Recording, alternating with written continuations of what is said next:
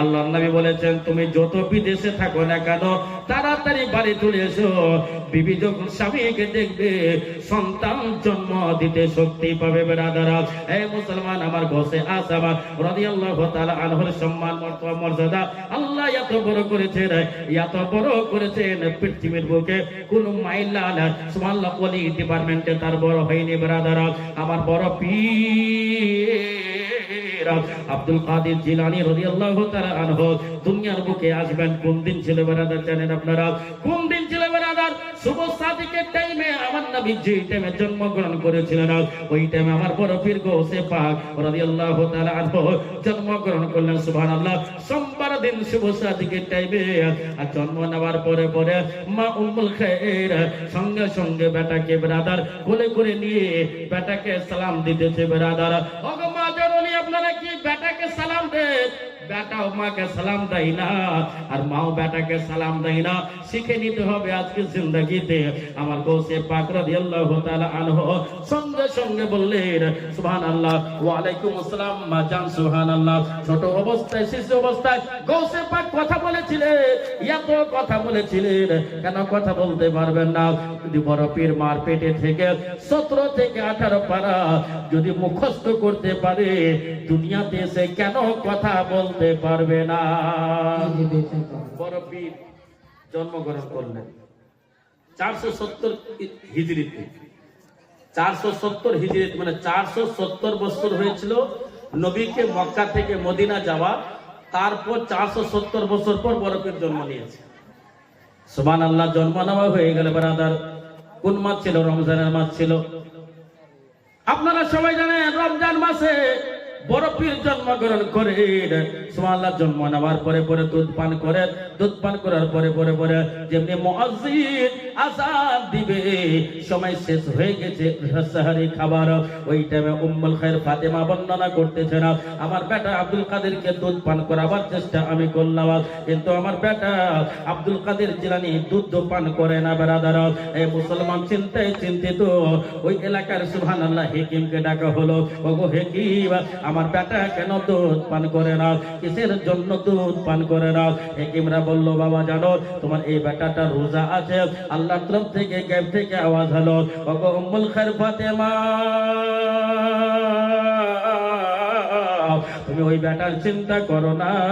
আজকে পহিলা রোজা, তোমার বেটা রোজার হালাতে দুনিয়ার বুকে থাকবে, একটাও রোজা কাজা হতে দেবে না।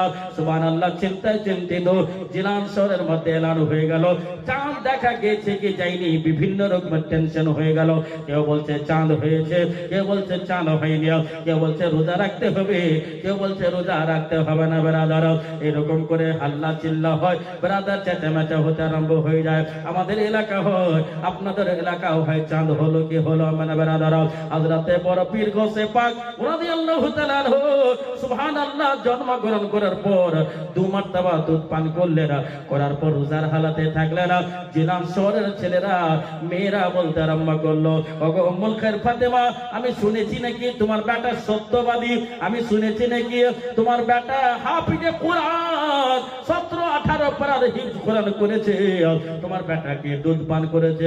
হযরতে উম্মুল খায়র ফাতেমা বলেন না না আমার বেটা এখন পর্যন্ত দুধ পান করেনি। আর যেমনি করেনি ওই দেখে সারা জিলান শহরের লোকেরা সবাই রোজা রেখেছিল। কাউরি রোজা হয়েছিল, কাউরি রোজা হয়নি। বেরাদার ওই বড় পীর আব্দুল কাদের জিলানীর মাহফিলে আপনি বসে আছেন আর আপনার আকীদা আমাদের আকীদা সুবহানাল্লাহ কমিটির আকীদা গ্রামবাসীর আকীদা ওগো মা জননী আপনাদের আকীদা এইটাই আমার বড় পীর গৌসে পাক রূহানি হালাতে আমার মুকিন্দপুরের সরজমিনে হাজির হয়ে আছে। একবার জোরে বলুন সুবহানাল্লাহ। গৌসে পাক এখানে প্রেজেন্ট আছে, ওনার আত্মা।